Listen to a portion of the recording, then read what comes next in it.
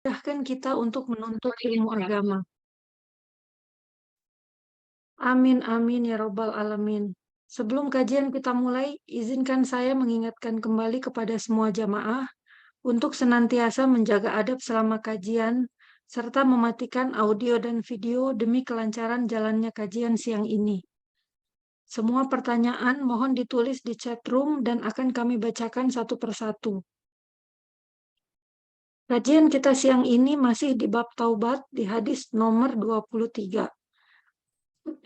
Kepada Ustadz Ahmad Susilo kami persilahkan.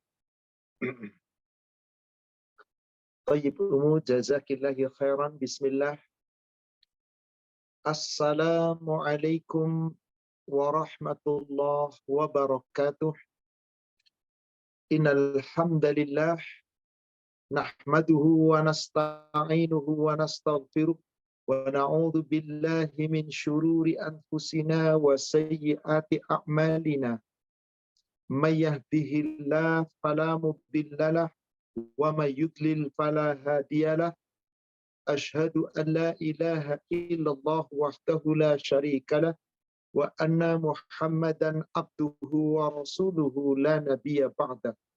Allahumma salli wa sallim wa barik ala Muhammadin wa ala alihi wa ashabihi ajma'in wa man tabi'ahum bi ihsan ila yaumiddin. Amma ba'd. Ya ayyuhalladzina amanu taqullaha haqqa tuqatih wa la tamutunna illa wa antum muslimun. Ya ayyuhalladzina amanu taqullaha wa qulu qawlan sadida yuslih lakum a'malakum wa yaghfir lakum dhunubakum wa may yuti'illaha wa rasulahu faqad faza fawzan 'azima. Ma'asyiral muslimin wal muslimat rahimani wa rahimakumullah. Ibu para jamaah kajian Majelis Taklim Khadijah yang semoga dirahmati Allah. Alhamdulillah pada siang hari ini Allah memperjumpakan kita di majelis yang mulia ini. Semoga Allah senantiasa menaungi kita dengan rahmat dan barokahnya, melindungi kita dengan petunjuknya, dan semoga kita bisa tetap istiqamah di atas iman dan takwa. Salawat serta salam semoga terlimpahkan, tercurahkan kepada Nabi kita Muhammad Rasulullah Sallallahu Alaihi Wasallam. Semoga tercurah kepada seluruh keluarga, sahabat, dan seluruh pengikutnya hingga yaumil akhir. Saudara iman yang semoga dirahmati Allah, kita masih membahas yakni bab kedua tentang taubat, dan kita masuk hadis ke-23 dari bab taubat ini. Hadis nomor 23 dari bab taubat. Di sini kita lihat, yang punya kitabnya silakan kita bisa buka hadis ke-23 dari Abu Nujaid Imran bin Al-Husain Al-Khuzai. Semoga Allah meridhai mereka. Salawat serta salam semoga terlimpahkan, tercurahkan kepada Nabi kita Rasulullah Muhammad Sallallahu Alaihi Wasallam. Semoga tercurah kepada seluruh keluarga, sahabat, dan seluruh pengikutnya hingga yaumil akhir. Baik, mari saudara sekalian kita sama-sama simak hadis kita, yaitu di hadis ke-23. Annam ra'atan min Juhainata atat Rasulullah Sallallahu Alaihi Wasallam. Bahwasanya ada seorang wanita dari bangsa Juhainah datang menemui Rasulullah Sallallahu Alaihi Wasallam. Wahia hubla minaz zina. Dan wanita itu dalam keadaan sedang hamil dari hasil zina. Faqalat, maka wanita tersebut berkata kepada Rasulullah Sallallahu Alaihi Wasallam, Ya Rasulullah, wahai Rasulullah, asabtu haddan fa'aqimhu alayya. Aku telah melakukan perbuatan yang aku wajib dihad atasnya. Maka tegakkanlah hukum had itu atasku. Jadi si wanita ini telah berbuat zina. Kemudian dia merasa bahwasanya perbuatan zina itu harus dihad, dihukum dengan hukuman badan. Maka dia secara ikhlas mendatangi Rasulullah. Ya Rasulullah, aku telah berbuat dosa, melakukan perbuatan haram yang pantas aku dihukum dengan hukum badan. Maka ya Rasulullah, dengan tegas wanita itu mengatakan, fa'aqimhu alai, tegakkanlah hukuman had itu atasku. Ketahuilah saudara sekalian, orang-orang yang berzina, apabila orang itu belum pernah menikah, maka hukumannya dicambuk dengan cambukan badan, 100 kali cambukan. Tapi apabila orang itu sudah pernah menikah, maka hukumannya bukan cambuk, dirajam sampai mati. Dirajam sampai mati. Dan ini hukum Allah yang tidak boleh diabaikan. Sebelum saya lanjutkan hadisnya, kita lihat dulu hukum Allah yang diyakini oleh wanita bangsa Juhainah tadi, bahwa saya harus dihukum had sesuai dengan aturan Allah. Kita buka surat 24. Surat An-Nur ayat yang kedua. Allah Subhanahu wa taala berfirman, A'udzu billahi minasyaitonir rajim. Az-zani az-zaniyatu waz-zani fajlidu kulla wahidin minhuma mi'ata jaldah. Para wanita yang berzina dan perempuan yang berzina, maka perempuan berzina, laki-laki berzina, maka setiap pezina itu fajlidu kulla wahidin minhuma mi'ata jaldah. Cambuklah masing-masing dari kedua pelaku zina tadi 100 kali cambukan. Wala ta'khudkum bihima ra'fatun fi dinillah. Jangan sampai rasa belas kasihan kamu kepada kedua pezina itu mencegah kamu untuk tidak menegakkan atau tidak menjalankan hukum Allah. In kuntum tu'minuna billah wal yaumil akhir. Jika kamu benar-benar beriman kepada Allah dan beriman kepada hari akhir.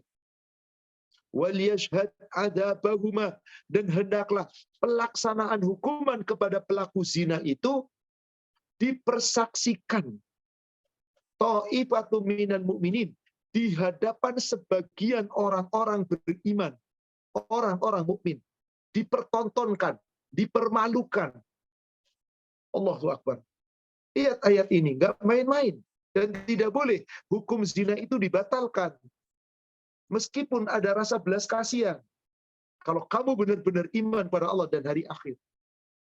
Maka saudara sekalian, orang-orang yang berzina, jika dia perjaka dan gadis belum pernah nikah, maka hukumannya 100 kali cambukan. Adapun kalau wanita yang sudah pernah nikah, atau laki-laki yang sudah pernah nikah, maka hukumannya bukan dicambuk 100 kali, tapi dirajam sampai mati. Ustadz, kan ayatnya tidak demikian. Coba kita lihat hadis.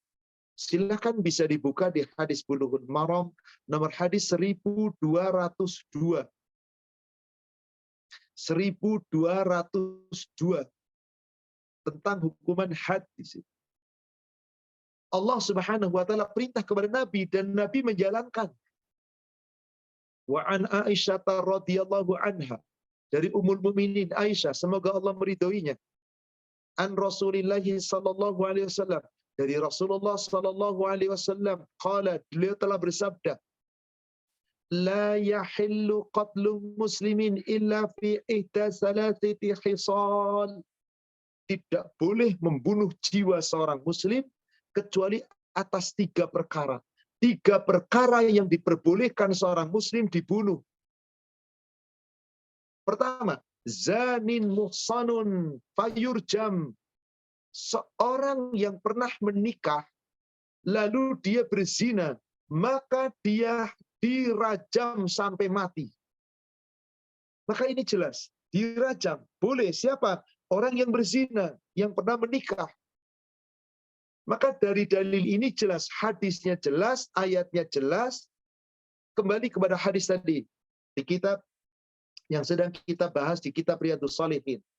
Wanita tadi mengatakan apa? Ya Rasulullah, asabtu haddan fa'aqimhu alayya. Aku telah melaksanakan perbuatan dosa yang aku pantas untuk dihukum. Hukum had, hukuman yang disesuaikan dengan hukum Allah. Maka tegakkan hukum Allah itu. Rasul melihat wanita itu sedang hamil. Kalau dia ditegakkan hukum rajam, ada janin dalam perutnya, yang tidak berdosa akan ikut mati. Dosa tidak boleh. Si janin tidak salah. Yang salah adalah bapak ibunya yang berzina tadi. Yang berlaku berzina secara biologis. Belum sah pernikahan, belum sah secara hukum agama, tidak ada ikatan pernikahan, tiba-tiba zina, hamil. Mereka yang wajib untuk dirajam. Ingat tadi kalau sudah menikah. Maka apa kata Rasulullah? Fada'a Nabiyullahi sallallahu alaihi wasallam waliyaha faqala. Maka Rasulullah memanggil keluarganya, lalu berkata kepada keluarganya, ahsin ilaiha. Ini saudara perempuanmu harus dihukum cambuk, harus dihukum rajam karena dia sudah pernah menikah. Tapi dia sedang hamil, berbuat baiklah. Maksudnya apa? Rawat dulu dia. Rawat kehamilannya, jaga baik-baik. Fa'idha wada'at fa'tini. Nanti kalau perempuan ini sudah melahirkan, bawa kemari, bawa kepadaku. Pulanglah si wanita tadi. Bersama keluarganya pulang. Rasul tidak mempermalukan sama sekali. Tapi Rasul menegakkan kitab Allah. Keluarganya malu, akan tetapi ini demi menegakkan hukum Allah. Wanita yang berzina malu tapi demi menegakkan hukum Allah, bertobat agar tidak siksa nanti, tidak disiksa nanti di yaumil akhir. Maka apa yang terjadi? Urus keluargamu ini, urus dia, berbuat baiklah sampai dia melahirkan. Kalau sudah melahirkan, selamat anaknya, bawa ke sini si wanita ini. Bawa kepadaku, kata Rasulullah. Fafa'ala fa'amara biha Nabi sallallahu alaihi wasallam. Lalu dilakukan. Singkatnya hadis ini tidak diceritakan secara lengkap. Lalu diperbuatlah. Dirawatnya sampai melahirkan.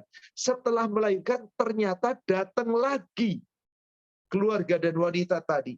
Subhanallah. Datang lagi. Apa artinya? Memang sungguh-sungguh ingin bertobat. Secara akal dibiarkan oleh Rasul. Bisa aja kabur dia. Dan nggak usah datang ke Rasul lagi. Nggak ditegakkan hukum oleh Rasul. Tapi dia betul-betul menyerahkan diri. Keluarganya dengan ikhlas menyerahkan saudara perempuannya. Si saudara perempuannya dengan ikhlas menyerahkan diri kepada Rasul. Inilah aku ya Rasulullah. Aku sudah melahirkan. Rajamlah aku. Tegakkan hukum Allah. Luar biasa wanita ini. Lebih takut kepada Allah dibandingkan rasa malu di hadapan manusia. Maka apa yang terjadi?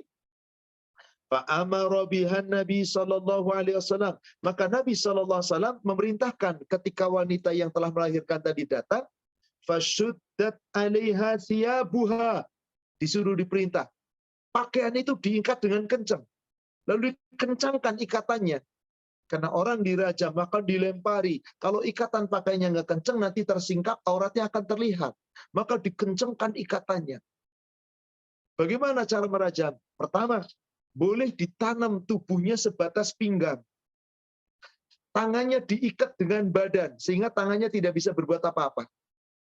Atau diikat di sebatang pohon, kemudian diikat tangannya di pohon, lalu dilempari dengan batu yang tajam, yang runcing, dengan batu bulat, terserah, yang penting benda keras. Dilempar. Mau matanya dilempar, kepalanya dilempar, tubuhnya dilempar, lempar sampai mati. Kepalanya pecah tidak masalah. Otaknya berhamburan tidak masalah. Matanya lepas dari kepala nggak ada masalah. Ini sebuah siksaan di dunia yang sangat mengerikan. Tapi siapa yang dilaksanakan itu di dunia, aman. Tobatnya insya Allah diterima oleh Allah. Maka diperintah untuk diikat, maka diikatlah pakaiannya erat-erat, kemudian apa? Summa amara biha. Lalu diperintah untuk rajam dia. Maka apa yang terjadi? Farujimat, dirajam wanita itu. Sampai mati. Sampai sini saya jelaskan. Saudara sekalian, di situ jelas-jelas diceritakan. Di saat itu si wanita itu telah melahirkan. Bayangkan masih melahirkan, baru melahirkan. Di masa nifas, harusnya menyusui.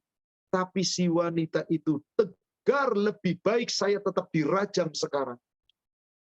Kenapa? Kalau dia sempat menyusui anaknya, bayinya kelihatan sehat, menggemaskan, pasti si ibu merasa gimana anak saya yang cakep. Maka dia rela. Lalu siapa yang menyusui Ustaz? Ada orang yang bersedekah untuk menyusuinya. Ada orang yang bersedekah untuk menyusuinya. Maka akhirnya apa yang terjadi? Ketika orang Ansor menolongnya untuk menyusuinya, si wanita itu dirajam. Dan keluarganya yang kemudian mengurus bayinya. Karena masih punya keluarga. Keluarganya yang berhak untuk mengurus penyusuannya. Disusukan oleh wanita penyusu. Wanita itu hanya menyerahkan dirinya kepada Allah. Dirajam sampai mati. Bahkan di dalam kisahnya diceritakan bahwasanya apa? Sampai kepalanya pecah, otaknya berhamburan. Matanya copot dari kepalanya. Oleh Rasulullah apa katakan? Urus jenazahnya. Diurus jenazahnya, setelah sampai dikafankan, dibawa ke masjid. Rasul yang mengimami wanita itu langsung disolatkan oleh Rasul. Maka dikatakan di sini, summa shalla alaiha. Kemudian disolatkan wanita itu oleh Rasul. Rasul yang mengimami. Bayangkan, disolatkan jenazahnya oleh Rasul, diimami oleh Rasul, didoakan oleh Rasul. Apa yang terjadi kira-kira? Surga tempatnya wanita ini. Saat Rasulullah menyolatkan wanita tersebut, Umar bin Khattab protes. Faqala lahu Umar. Maka Umar berkata kepadanya, tusalli alaiha ya Rasulullah, wa qad zanat. Ya Rasulullah, engkau menyolatkan wanita ini, sedangkan dia telah berzina. Dia wanita pezina ya Rasulullah. Bahkan telah mati dirajam. Engkau salatkan dia, seakan-akan apa? Menurut pendapat Umar, tidak pantas seorang wanita pezina, tidak pantas seorang wanita pezina yang dihukum rajam disolatkan. Karena dia telah berzina. Maka mendengar pertanyaan Umar bin Khattab, apa kata Rasulullah SAW? Qala, beliau menjawab, laqad tabat taubatan law qusimat baina sab'ina min ahli al-Madinah lawasi'athum. Ya Umar, wanita ini telah bertobat, bahkan dia rela meninggalkan bayinya, dia rela meninggalkan dunianya, rela dihukum rajam sampai mati dengan tobat yang betul-betul tobat yang sempurna. Subhanallah. Andai kata tobatnya wanita ini seorang, lalu ada penduduk Madinah 70 orang berbuat dosa selain zina, lalu mereka bertobat, cukup tobatnya 70 penduduk Madinah diwakili oleh wanita ini, cukup. Bayangkan. Jadi ada 70 penduduk Madinah berbuat dosa selain zina, lalu ingin bertobat supaya diampuni oleh Allah, diwakili perempuan satu. 70 orang berdosa itu diampuni semua tobatnya, dengan diwakili tobatnya seorang. Karena Rasul menganggap tobat wanita itu luar biasa. Tobatan nasuha. Dia nggak takut mati, nggak takut terhina oleh manusia, nggak takut meninggalkan anaknya, karena ada keluarga yang mengurusnya. Yang penting saya selamat di hadapan Allah. Ya Umar, andai kata wanita ini yang telah bertobat ini, ada penduduk Madinah 70 orang, lalu dia berbuat dosa, kemudian diwakili oleh wanita ini, lawasi'athum. Tentu tobatnya penduduk Madinah 70 orang itu cukup diampuni oleh Allah dengan diwakili seorang wanita ini. Maka Rasulullah mengatakan di ujung hadisnya, wahal wajadta afdhala min anjadat binafsiha lillahi azza wa jal. Ya Umar, tidakkah kamu melihat wanita ini? Seorang wanita yang takut kepada Allah, bahkan dia menyerahkan dirinya kepada Allah dengan ikhlas. Dia telah menyerahkan dirinya kepada Allah dengan ikhlas. Tidak takut dengan apapun. Allahu Akbar. Saudaraku seiman yang semoga dirahmati. Inilah dia. Tobat yang luar biasa dari seorang hamba. Tobat yang sangat-sangat mengerikan dari seorang hamba. Sesungguhnya dia telah menyerahkan diri kepada Allah. Tidak takut mati dirajam sekalipun. Nggak takut hinaan celaan manusia. Dia hanya takut kepada Allah. Meskipun Allah gaib.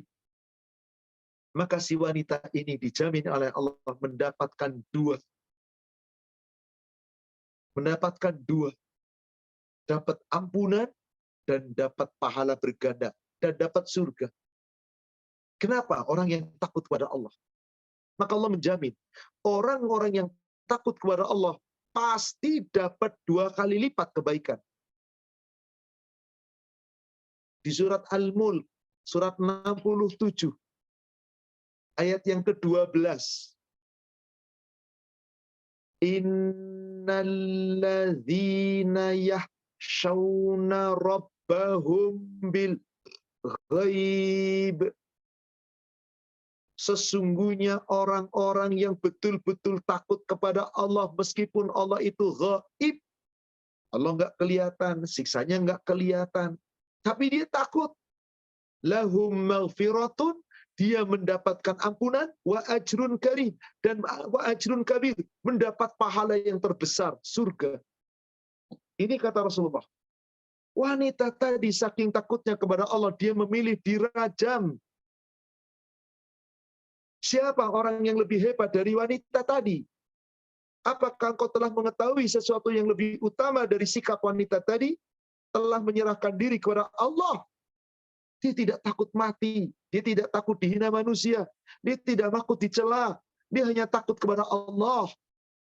Maka Allah telah berikan jaminan kepadanya ampunan sampai-sampai tobatnya jika mewakili 70 orang penduduk Madinah diterima. Jadi dapat ampunan, dapat pahala yang sangat besar, yaitu surga. Inilah subhanallah. Saudara sekalian, dari hadis ini, adakah orang yang demikian berbuat di zaman sekarang? Yang ada mereka bahkan mengakui, boro-boro mengakui, yang ada mereka mengingkari perbuatan dosa. Dia lebih takut kepada manusia. Dia lebih malu kepada manusia. Tapi dia tidak punya malu terhadap Allah. Kalau ditanya tadi, Ustadz, itu kan tadi bayinya masih kecil. Kenapa sampai Rasulullah tega benar? Ada keluarga yang menyusuinya, yang mengurusnya. Bahkan ada sebuah kisah yang cukup panjang. Jika Bapak Ibu lihat di kitab Sahih Muslim, nomor hadis 1677. Itu diceritakan seorang laki-laki yang bernama Ma'iz. Mengaku dia berzina, dihukum rajam. Panjang hadisnya, hadis 1677, lalu lihat di halaman berikutnya, lalu lihat lagi di halaman berikutnya. Setelah Ma'iz dihukum rajam, lalu diceritakan, kemudian datang seorang wanita dari bangsa Ghamid. Bangsa Ghamidiyah. Mengaku kepada Rasul, ya Rasulullah, saya telah hamil dari hasil zina. Kalau tadi wanita dari bangsa Juhaina, sekarang Ghamid, dari suku Azdi. Ini hadisnya cukup panjang, tapi bisa dilihat di halaman berikutnya.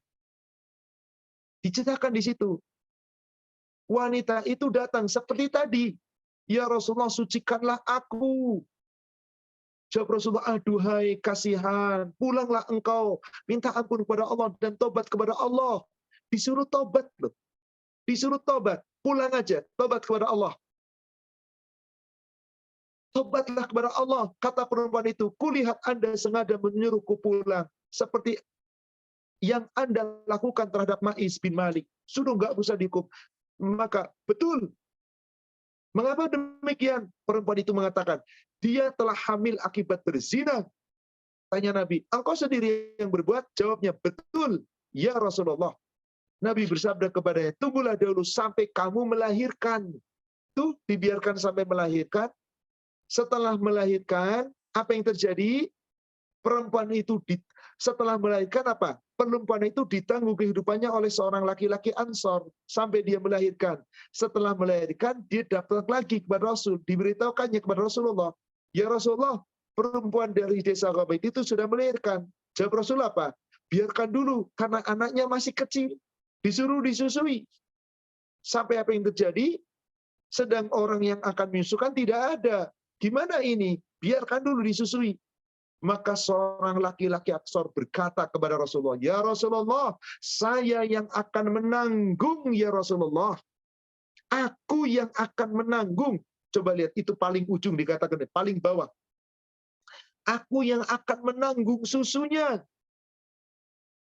Maka kata Buredo, setelah itu maka dilaksanakan hukuman rajam terhadap perempuan desa Ghamid. Dia lebih memilih mati. Karena dengan dihukum di dunia, mati pasti selamat di akhirat. Ini luar biasa. Orang-orang di zaman Rasul, sahabat di zaman Rasul, takutnya kepada Allah luar biasa. Maka dia rela mati di dunia, lebih baik aman nanti di akhirat. Di mana zaman sekarang banyak orang mending aman di dunia, nggak masalah binasa di hadapan Allah di akhirat. Na'udzubillah. Ini tobat yang sangat luar biasa. Baik, saya rasa cukup di hadis nomor 23. Lalu kita lanjutkan ke hadis nomor 24. Dari Abdullah bin Abbas dan Anas bin Malik, semoga Allah meridhai mereka berdua, bahwa Rasulullah SAW telah bersabda, "Lau anna libni Adam wadiyan min dahabin ahabba ayyakuna lahu wadiyan." Subhanallah. Andai kata anak Adam, yaitu manusia, telah memiliki harta sepenuh lembah, niscaya dia ingin punya satu lembah lagi, pengen punya dua lembah. Jadi sudah punya satu lembah, pengen punya satu lagi, agar jadi dua lembah. Sudah punya 1 miliar, pengen punya 1 miliar lagi, biar jadi 2 miliar. Apakah puas setelah itu? Rasulullah SAW kemudian mengatakan, "Wala yamla'a fahu ila turab." Sesungguhnya tidak ada yang bisa memenuhi mulutnya kecuali tanah. Fayatubullahu ala man taba. Sedangkan Allah akan selalu menerima tobat orang-orang yang mau bertobat. Apa maksudnya? Di sini diceritakan, manusia itu kalau punya 2 harta selal atau lembah, pengen punya 1 lembah lagi, agar sudah punya 2 lembah. Apakah kalau sudah punya 2 lembah selesai? Enggak. Ada orang kerja, gajinya sudah 10 juta. Mengandai-andai, coba gaji saya kayak dia 20 juta. Pindah kerja, dapat gaji 20 juta. Ada orang gajinya 40 juta. Coba kayak dia, gajinya 40 juta. Nggak pernah puas. Berandai-andai terus. Coba kalau saya punya mobil, saya cuma punya motor. Sudah punya mobil, coba mobil saya bagus kayak dia. Sudah punya bagus, coba lebih bagus lagi kayak dia. Maksudnya adalah manusia nggak pernah puas. Padahal apakah yang bisa memenuhi perutnya? Apakah dengan harta melimpah ruah, perut Anda akan bisa diisi semuanya? Tidak. Tanah yang akan memenuhi mulut Anda. Maksudnya mati, dikubur, Anda diuruk tak, ditutup dengan tanah. Itu yang menghentikan kerakusan Anda. Maka kata Rasulullah, kalau dia punya 1 lembah, pengen punya 2. Kalau sudah punya 2, masih pengen punya lagi. Coba lihat, Sahih Muslim, nomor hadis 1009. Kalau nomor hadis 1010, persis yang kita baca di hadis nomor 24 ini. Andai kata manusia, anak Adam, punya harta 1 lembah, pengen lagi punya 1 lembah. Di hadis yang sebelumnya, di nomor 1009, an Anas dari Anas bin Malik radhiyallahu anhu, qala Rasulullah sallallahu alaihi wasallam. Telah bersabda Rasulullah sallallahu alaihi wasallam, "Lau kana libni Adam wadiyan min malin." Andai kata ada seorang anak Adam, yaitu hamba, telah memiliki harta benda sebanyak 2 lembah. Kan tadi 1 pengen punya 2. Sekarang sudah punya 2. Labtagha wadiyan salisan. Masih pengen punya lagi 1 lembah supaya jadi 3 lembah.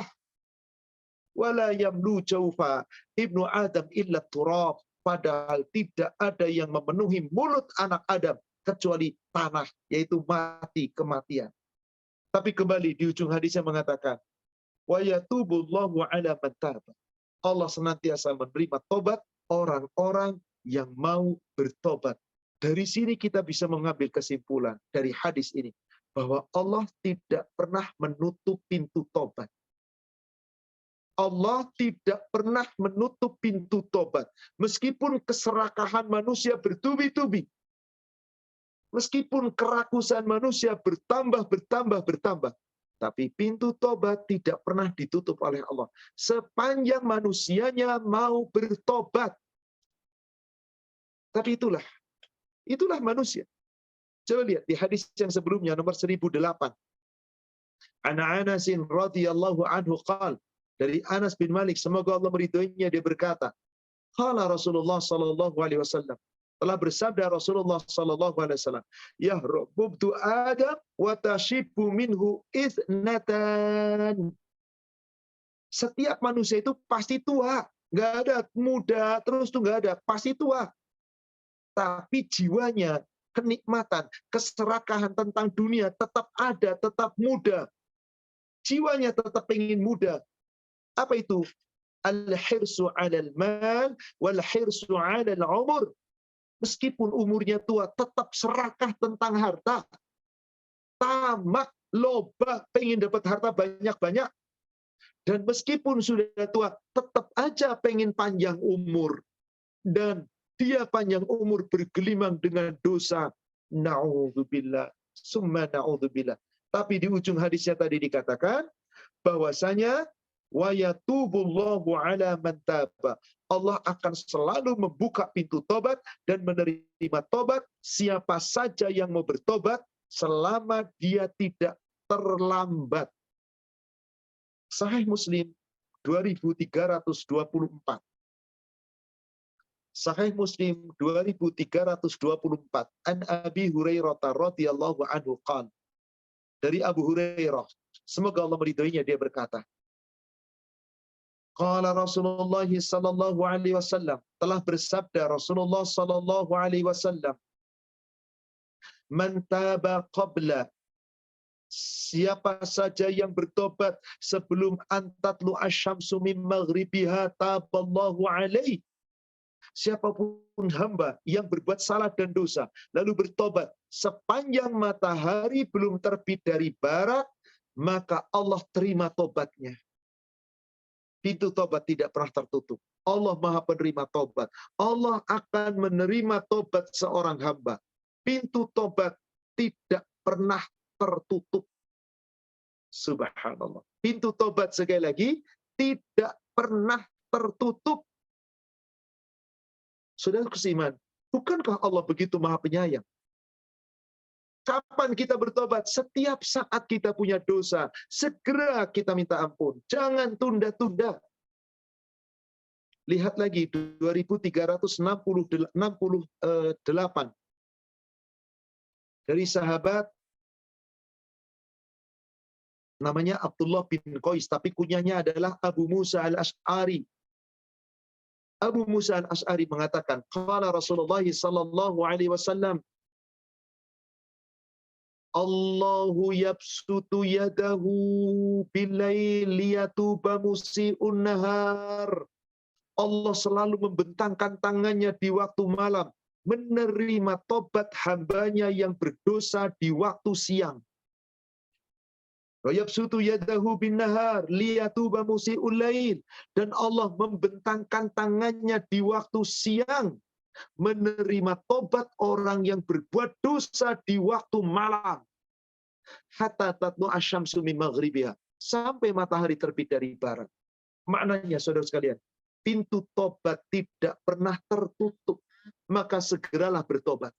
Segeralah bertobat. Wallahu a'lam. Demikian tentang hadis nomor 24. Kita lanjutkan.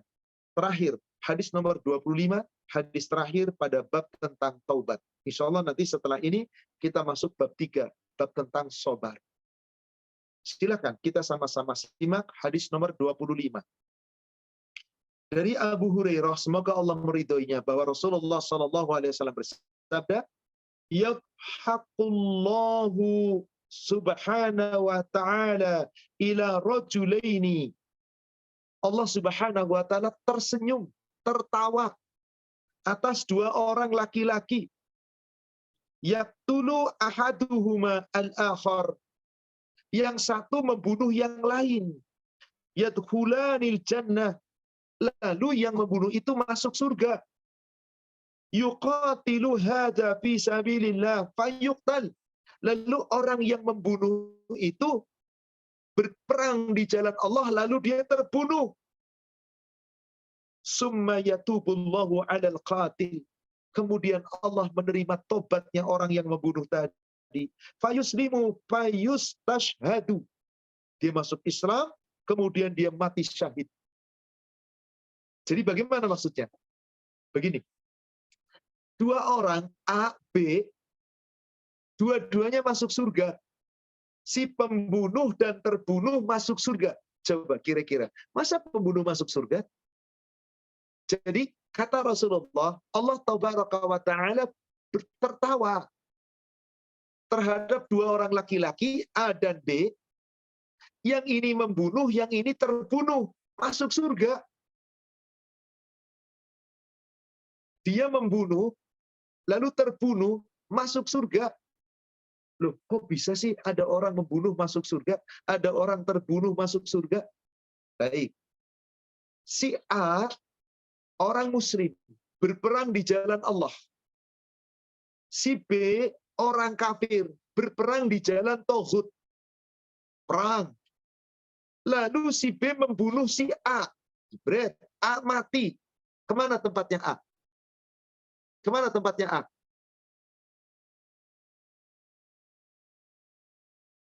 Ada yang menjawab? Saya ulangi lagi. A, seorang muslim, berperang di jalan Allah. B, seorang kafir, berperang di jalan tauhid. Muslim sama kafir perang. Ternyata si muslim dikalahkan orang kafir, mati terbunuh. A mati. Kemana tempatnya A? Surga, Ustaz. Kenapa surga? Mati syahid. Mati syahid. Mati syahid. Tapi si kafir ini yang membunuh masuk surga juga. Kok bisa, Ustadz? Nah, setelah si kafir itu membunuh orang muslim, lalu si kafir ini dapat hidayah, masuk Islam, bersyahadat. Setelah itu dia perang, mati terbunuh. Jadi orang ini masuk surga enggak? Iya, karena sudah masuk Islam. Nah, sudah Ya, masuk tobat. Islam, ikut perang membela agama Allah, terbunuh juga. Maka Allah Subhanahu wa Ta'ala tertawa. Si A mati terbunuh syahid surga. Si B mati membunuh si A lebih dulu, kafir. Ternyata diberi hidayah oleh Allah. Kemudian apa yang terjadi? Dia pun masuk surga karena dia setelah masuk Islam ikut berjuang fisabilillah, mati terbunuh pula di medan perang. Coba dibuka, hadis agak lengkap. Saya lupa di situ ada admin, malah saya membacakan tadi. Silakan admin bisa baca hadis di kitab Sahih Muslim nomor 1844. Apa yang dimaksud kedua-duanya kok bisa masuk surga? Padahal ini membunuh, ini terbunuh. Yang terbunuh jelas orang Islam. Yang membunuh kok masuk surga juga? Coba dijelaskan. Karena tadi hadis yang diriwayatkan oleh Riyadhus Shalihin itu pendek, tidak dijelaskan secara utuh. Coba perhatikan. Silakan dibaca. 1844.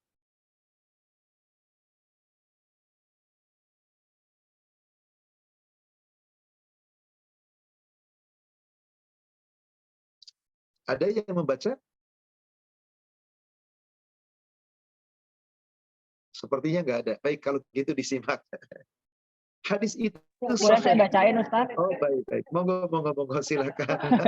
Cuman suaranya agak berisik. Silakan. Bismillahirrahmanirrahim.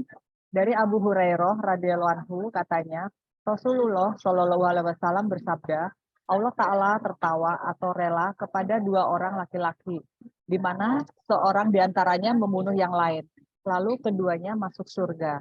Tanya para sahabat, bagaimana bisa begitu ya Rasulullah? Jawab beliau, laki-laki yang terbunuh itu tewas dalam jihad fisabilillah, maka dia itu mati syahid. Kemudian si pembunuh tobat kepada Allah Ta'ala, lalu Allah menerima tobatnya. Sesudah itu dia tewas pula dalam perang fisabilillah, maka dia itu mati syahid. Ini yang lebih lengkap riwayatnya. Kalau tadi kita baca yang nomor 25 di Riyadhus Shalihin, kalau tidak dijelaskan bingung juga. Kok bisa yang bunuh dan bunuh? Inilah secara jelas. Maka kan sahabat bertanya, bagaimana bisa ya Rasulullah? Kaifa ya Rasulullah? Masa yang membunuh juga masuk surga? Maka dijelaskan. Qala, Rasul menjawab, yuqatilu hadza fi sabilillah azza wa jalla fayustashhadu summa yatubullah. Yang ini nih, dia mati berperang di jalan jihad fisabilillah. Dia mati terbunuh syahid. Sementara yang membunuh kemudian dia tobat. Lalu dia juga bersyahadat. Setelah dia syahadat, dia juga berperang fisabilillah. Fayuqatilu fisabilillah azza wa jalla fayustashhad. Ternyata dia mati syahid juga. Jadi orang itu akhirnya masuk surga meskipun ternyata baru masuk Islam. Jadi kisahnya begini. Al-Bara bin Azib bercerita. Ada seorang laki-laki dari Bani Nabi, dari bangsa Ansor, datang kemana Nabi. Sebelumnya dia telah kafir dan dia pernah membunuh orang Islam. Tapi datang kepada Nabi, ingin bertobat, lalu mengucapkan kalimat syahadat. Setelah mengucapkan kalimat la ilaha illallah wa anna Muhammad Rasulullah, dia diperintah Rasul, kita ikut perang. Maju ke medan perang. Mati. Baru syahadat, perang, mati. Sekarang saya tanya, amalnya banyak atau sedikit? Banyak atau sedikit, Bapak Ibu?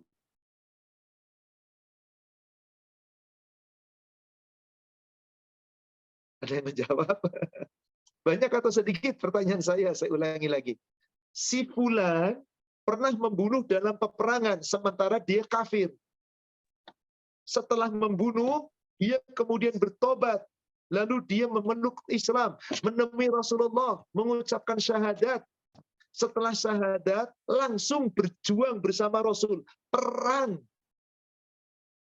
Mati syahid. Amalnya banyak atau sedikit?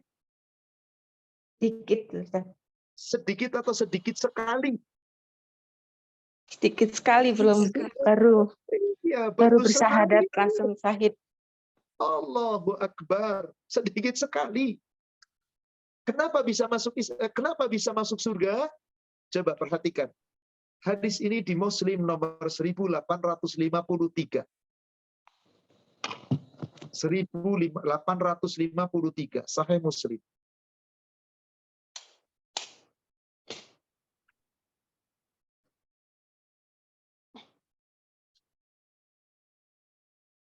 Seribu 1853 ya Ustaz. Betul, silakan dibaca.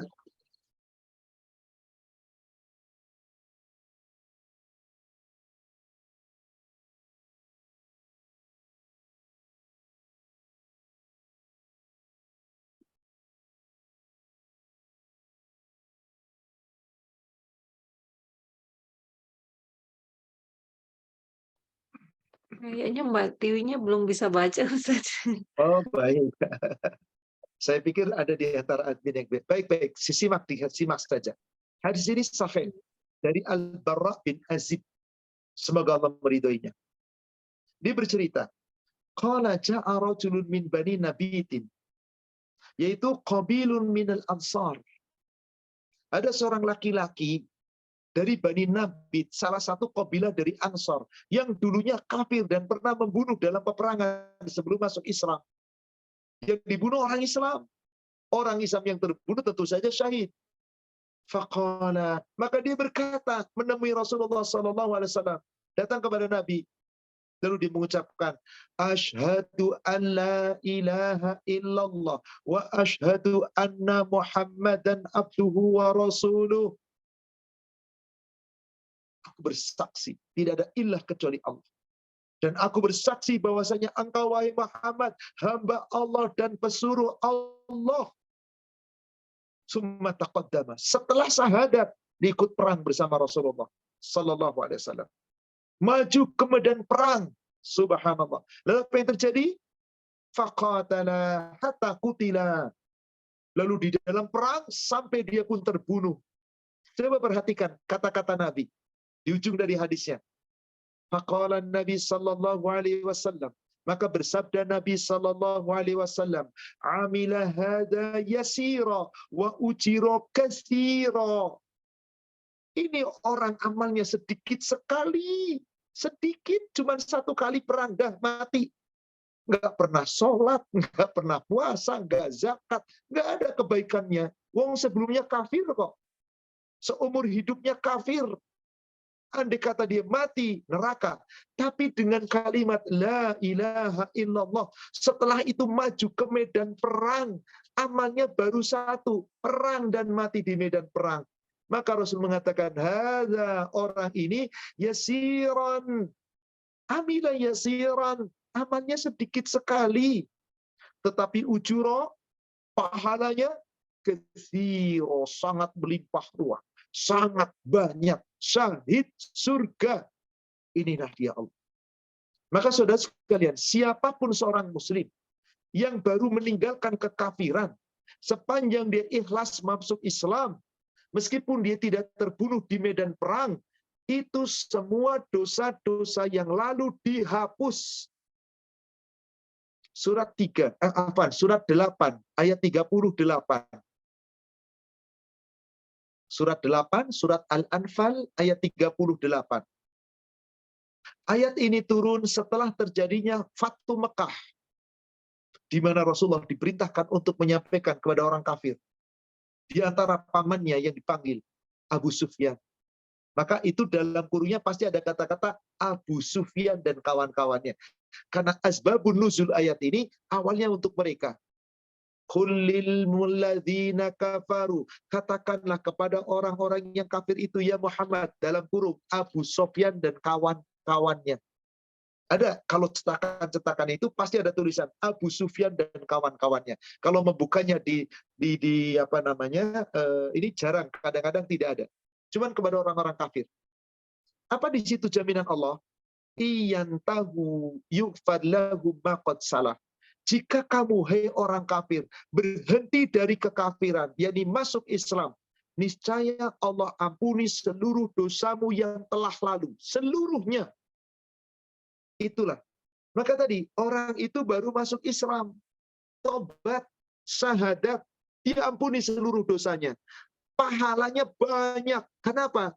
Karena pahala yang dihitung setelah masuk Islam. Sebelum masuk Islamnya hilang.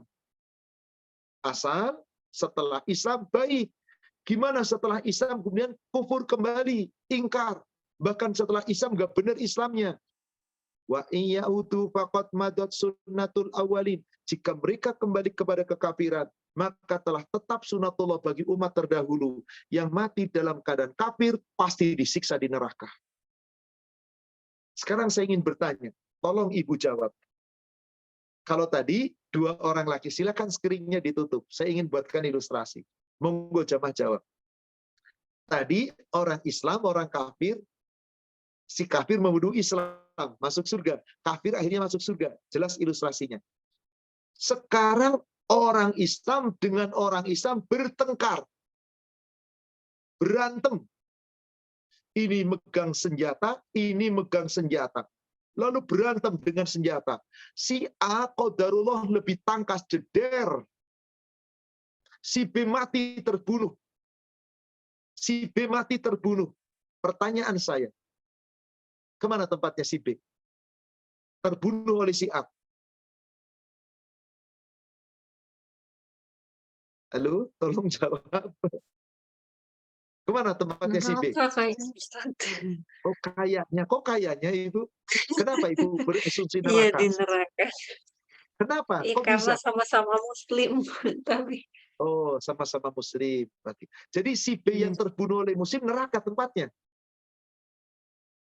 oh, kalau Begitu yang jawaban Ibu. terbunuh, Ya? kayaknya pernah baca dua-dua Oke. neraka, Ustaz. Karena Oke. Ada yang karena jawab dia yang lain juga monggo pakai mau chat. dia juga mau membunuh gitu. Oh, begitu. Karena sama-samanya berniat. Coba Ibu baca Iya. hadisnya 2460. Maaf, ada yang mau baca apa enggak? Enggak ada. Kalau gitu simak saja. 2460 Sahih Muslim. Itu temanya itu di atas adalah dua orang muslim saling berbunuhan, dua-duanya masuk neraka. Betul. Cuman Ibu tadi Nomor ragu-ragu. berapa, Ustaz? Kayaknya pernah baca. Itunya. Hadisnya nomor 2460. 60. 2460. An Abi Bakrah. Dari Abi Bakrah. Qala. Sepertinya sudah ke itu. Silakan jika mau dibaca.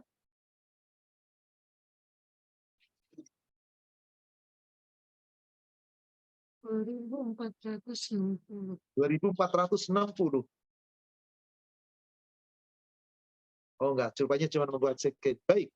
Abi Bakar berkata begini, qala Rasulullah sallallahu alaihi wasallam, telah bersabda Rasulullah sallallahu alaihi wasallam 2460.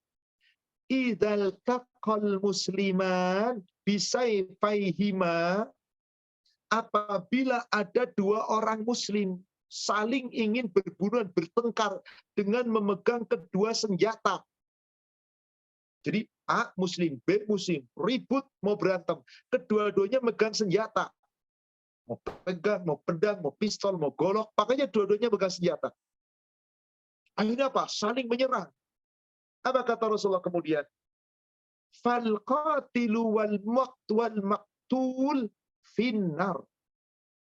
Yang terbunuh atau yang membunuh kedua-duanya di neraka. Mungkin logika kita, kok bisa sih? Nah, hadis ini memang cuma disebutkan ringkas. Yang lebih jelas lagi di hadis sebelumnya, nomor 2459. Dari Ahnaf bin Qais. Qala, semoga Allah meridhinya, dia berkata, kharajtu wa ana urida hadzal rajula falaqiyani Abu Bakrah faqal. Aku keluar bermaksud hendak menolong orang ini. Jadi ada dua orang muslim lagi berantem nih.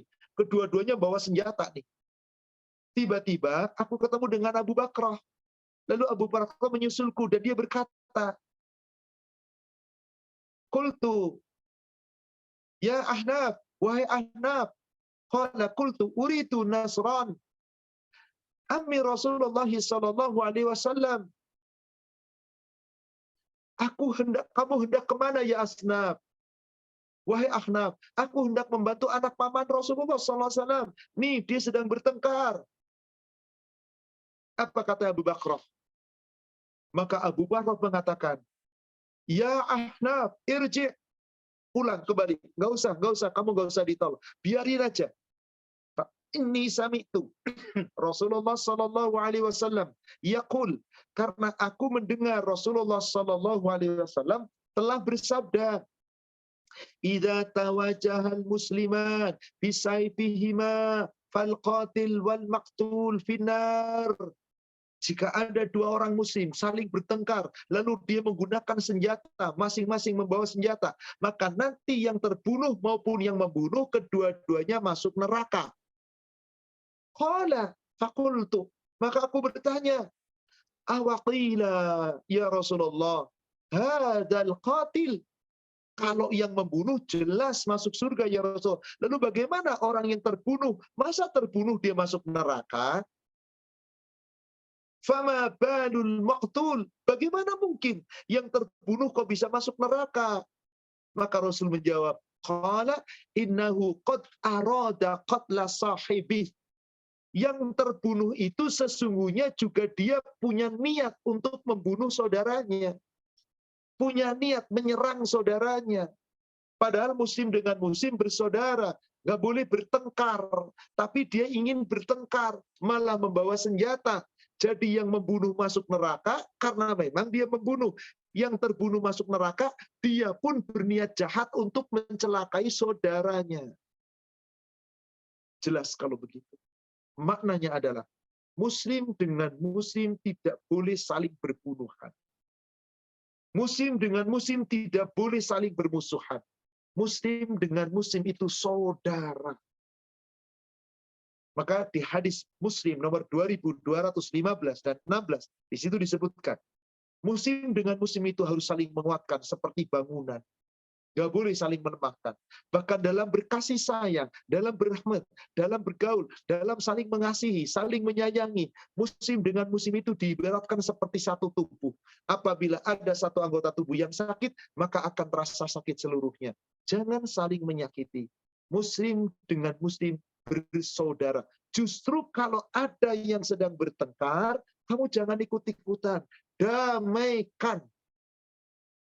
Saya tutup dengan sebuah ayat Al-Quran. Surat Al-Hujurat, surat 49, ayat yang ke-11. Ayat yang ke-10.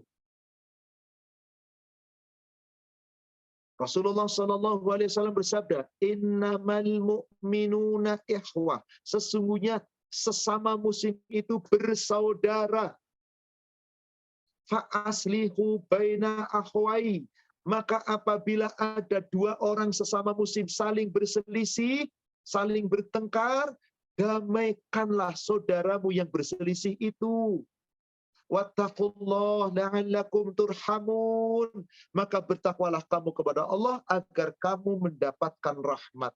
Maka dari ayat ini jelas, muslim dengan muslim itu bersaudara, maka tidak boleh saling menganiaya, tidak boleh menyakiti, tidak boleh mendolimi, tidak boleh bertengkar, harus saling berdamai. Jika kita melihat sesama muslim bertengkar, maka damaikanlah. Wallahu a'lam. Demikian, saudara seiman, kajian kita pada siang hari ini. Maka berakhir pula bab tentang taubat. InsyaAllah kita berjumpa kembali bab ketiga di kitab Riyadhus Shalihin, bab tentang sabar. InsyaAllah. Saya kembalikan kepada admin. Silakan Ibu, kita bisa lanjutkan dengan sesi tanya jawab. Alhamdulillah, terima kasih Ustadz. Semoga apa yang telah Ustadz sampaikan dapat menambah ketakwaan kita dan semoga kita diberi kemampuan untuk mengamalkannya.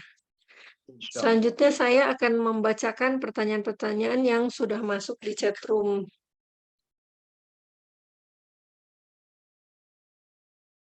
Yang pertama, Bismillah Pak Ustadz, dulu kan dosa zina adalah dirajam.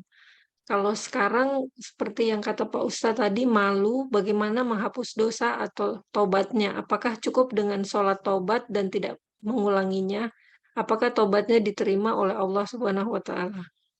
Semoga. Kenapa? Tentu di zaman sekarang, di negara kita khususnya nggak ada hukum rajam. Nggak berlaku. Hukum cambuk nggak berlaku. Karena tidak diberlakukan hukum itu, ada yang telah berbuat demikian, tobat dan nasuha. Allah terima insya Allah. Allah terima insya Allah. Sepanjang dia bertobat. Dan ini adalah sebuah jaminan, bukan hanya dari Rasul. Rasul mendapatkan jaminan ini dari malaikat Jibril, langsung memberitakan kabar gembira. Langsung memberitakan kabar gembira. Silakan bisa dilihat di kitab Sahih Muslim, di hadis nomor 73. Bagaimana ketika Nabi SAW mendapatkan suatu berita dari Nabi, berita dari sahabat Abu Dzar yang menyampaikan, atau kalau lebih singkat lagi nomor 74. Silakan nanti dibuka di Sahih Muslim 74. Abu Dzar menyampaikan, qala li Jibril alaihi salatu wassalam. Rasul telah bersabda, Jibril alaihi salatu wassalam berkata kepadaku, datang kepadaku, atani. Lalu apa? Fabasyarani annahu man mata min ummatika. Telah memberi kabar kepadaku malaikat Jibril, ya Muhammad, siapa saja dari umatmu yang mati tidak menyekutukan sesuatu dengan Allah, la yusyriku billahi syai'an, dakhalal jannah. Masuk surga.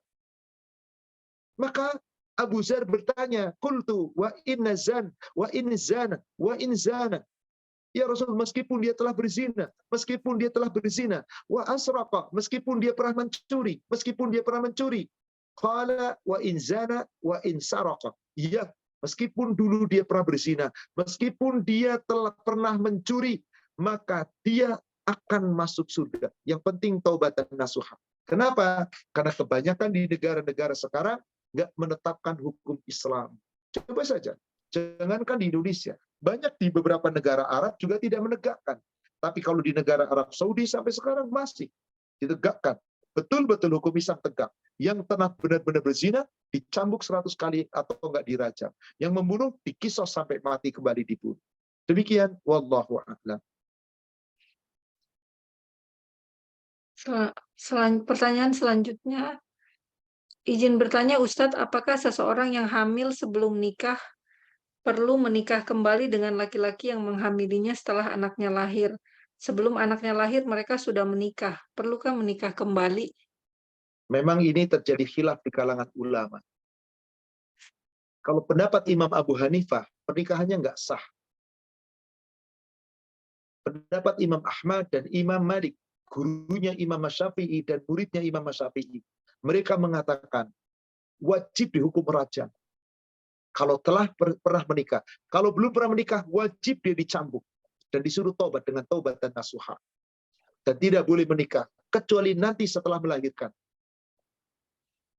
Adapun Imam Syafi'i berpendapat, diperbolehkan menikah. Sah pernikahannya. Tapi setelah menikah, si laki-laki perempuan itu tidak boleh berhubungan suami istri. Sampai melahirkan anak. Dan masa nifas telah selesai. Demikian. Wallahu a'lam. Tapi yang jelas di zaman Rasul nggak pandang bulu. Rajam-rajam bagi yang mengakui.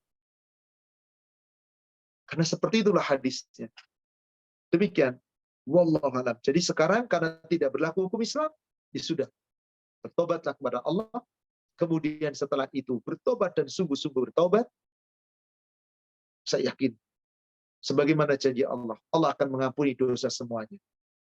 Yang penting kita bertobat. Adapun tadi pernikahan, karena sudah menikah, maka pernikahan tetap sah. Bertobat sajalah. Bertobat. Dan itulah pendapat Imam Asy-Syafi'i. Demikian wallahu a'lam. Baik Ustadz, pertanyaan selanjutnya. Assalamualaikum, Afwan. Bagaimana dengan orang muslim yang dulunya jahil dan banyak melakukan kemaksiatan, kemudian tobat dengan taubatan nasuha? Apakah dosa masa lalunya juga diampuni Allah? Insya Allah, sejahil apapun, pintu tobat terbuka. Silakan periksa Sahih Muslim nomor hadis 46. Sahih Muslim nomor hadis 46. Bagaimana Rasulullah SAW bersabda di situ? La yazni zani wa huwa mu'min. La yashriku syarik wa huwa mu'min. La yashrabu syarab wa huwa mu'min. Tidak sempurna orang yang beriman sampai dia benar-benar berzina. Kalau dia beriman, nggak mungkin berzina. Tapi dia berzina. Berarti dia sedang copot imannya. Dia pernah mencuri, copot imannya. Dia pernah melakukan pencurian, dia pernah berbuat dolim, dia pernah minum khamar, dosa bertumpuk-tumpuk. Saat itu sedang copot imannya. Tapi perhatikan ujung hadisnya. Wa taubatu ma'rudatun ba'dud. Pintu tobat tetap terbuka setelah itu. Dan Allah memberikan jaminan. Sepanjang dia tobat dengan taubatan nasuha, Allah ampuni.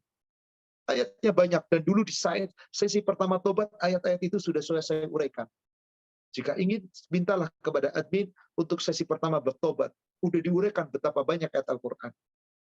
Tapi secara garis besar, silakan penanya, lihat nanti surat 39 ayat 53, surat 6 ayat 4, dan surat 66 ayat 8. Ini 3 mewakili insya Allah. Surat 39 ayat 53, surat 6 ayat 54, dan surat 66 ayat 8. Silakan nanti periksa. Menurut ayat-ayat ini, Allah memberikan jaminan diampuni sepanjang dia dengan taubat dan nasuha. Allahu a'lam.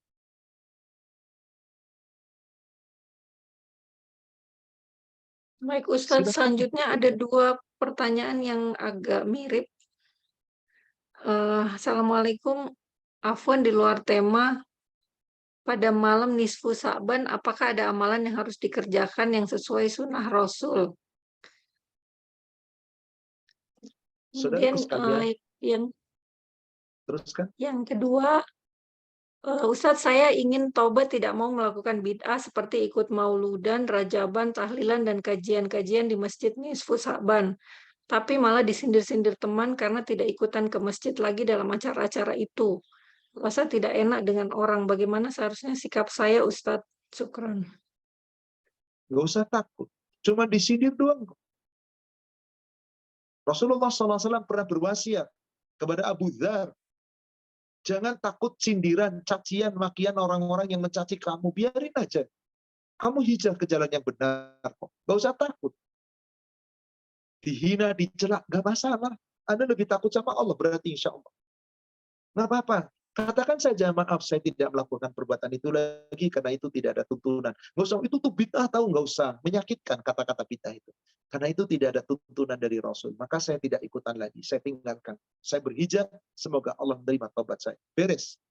Gak usah banyak-banyak alat, gak usah macam-macam. Pertanyaan Jadi pertama, nisfu Sa'ban itu nggak ada tuntunannya, Ustaz? saya baru mau jawab Ibu tadi, saya belum jawab yang pertama. Jadi tentang nisfu saja, pertanyaan pertama tadi, bahwasanya Rasulullah tidak pernah mencontohkan nisfu Sa'ban tertentu. Sekarang tanggal 14, maghrib nanti tanggal 15. Orang-orang akan melaksanakan nisfu Sa'ban. Sholat ba'da maghrib 12 rakaat, baca Yasin harus 3 kali, setelah itu tahlil 100 kali, ini, itu, dan seterusnya. Jaminannya begini, begitu. Semua hadis itu palsu, nggak ada dalilnya. Lalu apa yang sesuai tuntunan Rasul? Seperti biasa. Hari ini kita sedang saum hari ke-14. Nanti kita berbuka. Banyak-banyak bertobat. Baca Quran, berzikir. Nanti setelah maghrib, dia maghrib. Ada waktu luang, Anda berbukalah karena lagi saum. Setelah itu bagaimana? Baca Quran, Anda berzikir, Anda bertobat, Anda beristighfar, Anda berdoa. Datang waktu Isya, segera datangi masjid. Setelah sholat Isya, ba'diyah Isya, kemudian apa? Doa dan seterusnya. Pulang ke rumah, tidurlah awal malam, nanti malam bangun. Ini yang dicontohkan Rasul, mau di Sa'ban, mau di bulan apapun sama. Jadi nggak ada kekhususan nisfu Sya'ban. Wallahu a'lam. Demikian. Baik, Ustaz. Pertanyaan selanjutnya agak mirip juga. Assalamualaikum Ustadz, bagaimana jika seseorang pernah berzina dan mereka menikah dan belum bertaubat karena tidak sholat sama sekali? Apakah bertaubat harus dimulai dengan sholat atau cukup berniat tidak melakukan zina lagi walaupun tidak sholat? Ya nggak sholat, ya kafir namanya. Untuk apa dia bertobat dari zinanya kalau dia nggak sholat? Coba lihat hadis nomor 63, Bulughul Sahih Muslim. Inna baina rajul wa baina syirk wal kufr tarkas salat. Sesungguhnya penghubung seseorang, meskipun dia ngaku Islam, meskipun dia sudah syahadat, tapi dia telah dikatakan kafir atau musyrik kalau nggak sholat. Di zina, mau tobat bagaimana? Wong sholat aja enggak. Nggak berlaku tobatnya. Lalu bagaimana supaya tobatnya diterima? Anda tobat dari sholatnya dan Anda perbaiki sholat Anda. Jangan pernah tinggalkan sholatnya. Lalu Anda bertobat dari zina Anda. Kalau Anda telah bertobat dari zina, tetapi Anda tidak pernah sholat, nggak ada gunanya. Demi Allah, nggak ada gunanya. Orang-orang yang meninggalkan sholat kelak akan diazab oleh Allah Subhanahu wa Ta'ala. Saudara sekalian yang semoga dirahmati Allah, ketahuilah, amal yang pertama akan dihisab oleh Allah adalah sholat. Maka nanti di saat manusia dipanggil oleh Allah di padang mahsyar, yang pertama-tama diperintah oleh Allah dari seluruh manusia di muka bumi ketika di padang mahsyar, khususnya bagi orang Islam, disuruh sujud. Dari situ kelihatan, orang-orang yang mampu sujud, berarti ini orang yang benar sholat. Orang-orang yang tidak mampu sujud, berarti orang ini adalah orang yang dulu di dunia nggak sholat. Coba lihat ayatnya. Surat Al-Qalam, surat 68 ayat 42 dan 43. Yauma yukshafu an saqin wa yud'auna ila sujud fala yastati'un. Ingatlah nanti pada hari di mana orang-orang Islam dikumpulkan di padang mahsyar. Mereka sebelum dihisab, Allah perintahkan pertama adalah sujud.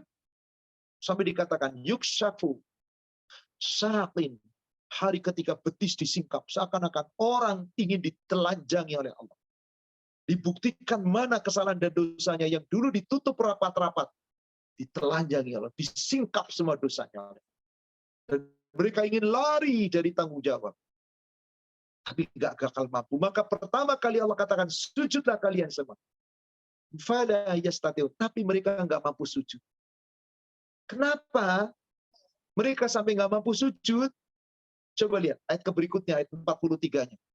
Khasyi'atan absaruhum tarhaquhum dhillah. Wajah mereka tertunduk, hina di hadapan Allah. Sampai apa? Wajahnya diliputi kehinaan. Hebatnya manusia di dunia merasa enak. Nggak sholat, nggak apa-apa. Yang penting gue nggak sholat, yang penting baik. Sombongnya terhadap Allah. Disuruh Allah nolak, maka terhina di hadapan Allah. wajahnya tunduk diliputi kehinaan. Tarhaquhum dhillah, kehinaan yang menimpanya. Saat itu hanya tunduk, gak bisa apa-apa lagi. Wa qad kanu yud'auna ila sujud wa hum salimun.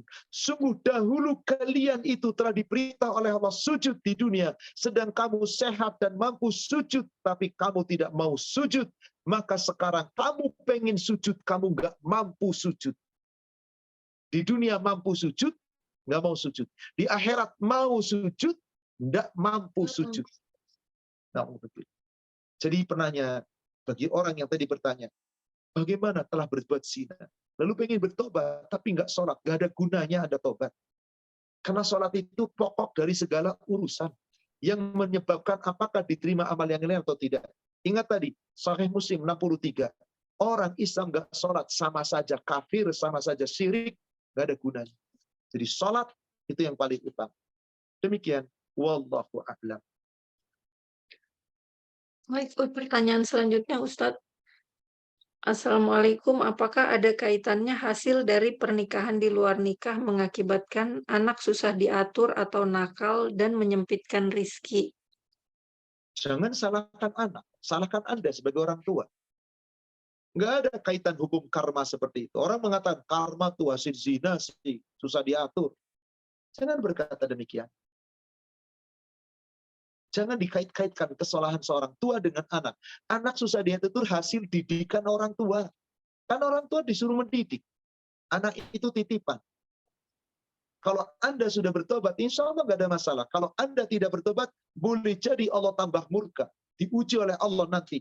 Dengan anak yang kemudian begitu, Anda sendiri nggak mau tobat, nggak memperbaiki diri, makin sengsara Anda di dunia, apalagi nanti di yaumil akhir. Tolong simak tadi bagaimana wanita-wanita di zaman Rasul. Bagaimana pria di zaman Rasul. Rela mengaku meskipun harus dirajam sampai mati. Lebih baik terhina di hadapan manusia. Maka tadi saudaraku yang hijrah, nggak datang ke masjid gara-gara itu adalah bid'ah. Dihina, nggak usah kapok, nggak usah takut. Cuma dihina doang kok. Saya yakin Anda nggak bakal digebukin. Paling cuma disindir, nggak apa-apa. Jangan takut orang-orang yang menghina kamu. Sepanjang kamu di atas kebenaran. Demikian, wallahu a'lam.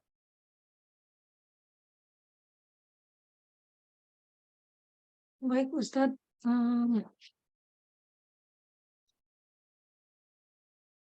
berkaitan dengan hadis yang tadi Ustadz, jika dengan tentang perempuan yang dirajam, jika tidak dirajam, bagaimana hukumannya di akhirat? Apakah lebih berat? Sepanjang dia sudah bertobat, insya Allah tidak. Tapi kalau dia tidak pernah bertobat, jelas. Dirajam cuma dibunuh sampai mati dengan cara dilempari. Sudah, sakitnya paling beberapa menit. Di neraka, khalidina fiha abad. Kekal di dalamnya selama-lamanya. Na'udzubillah, summa na'udzubillah. Ngerinya luar biasa. Marilah bertobat. Apapun dosa kita. Tobat. Memang pas bab terakhir ini kita bahasanya tentang zina. Bahasanya tadi orang membunuh. Dan seterusnya. Tapi bukan hanya ini. Kita bahas ini sudah cukup beberapa waktu. Bahkan hadis yang paling panjang baru selesai kemarin. Yaitu tobatnya seorang sahabat Rasul yang bernama Ka'ab bin Malik. Yang luar biasa prosesnya, begitu dalam, begitu panjang, 50 hari, 50 malam dikucilkan oleh Rasul. Jadi intinya, dari dosa apapun yang Anda lakukan, sepanjang bertobat, Allah terima insya Allah. Mau dosa zina, mau dosa mencuri, mau dosa membunuh, sepanjang kamu tobat. Tapi kalau memang Anda berada di negara Islam yang mengikuti syariat Islam, pasti akan dibunuh di dunia. Dikisos bagi yang membunuh. Dirajam bagi yang zina. Dan seperti itulah hukum Allah. Nggak ditegakkan. Bukan salah Anda yang tidak menegakkan. Anda tinggal bertobat, tinggalkan masa lalu, perbaiki diri. Yang berdosa para pemimpin yang tidak menegakkan hukum Allah. Nanti tanggung jawab di hadapan Allah. Demikian. Wallahu a'lam. Baik, selanjutnya Ustadz. Apakah benar jika ada tetangga yang berzina dan kita, para tetangga 40 ke samping, kanan, kiri, dan depan belakang ikut mendapatkan dosa dari zina mereka? Itu pendapat batil yang merebak di mana-mana di masyarakat kita.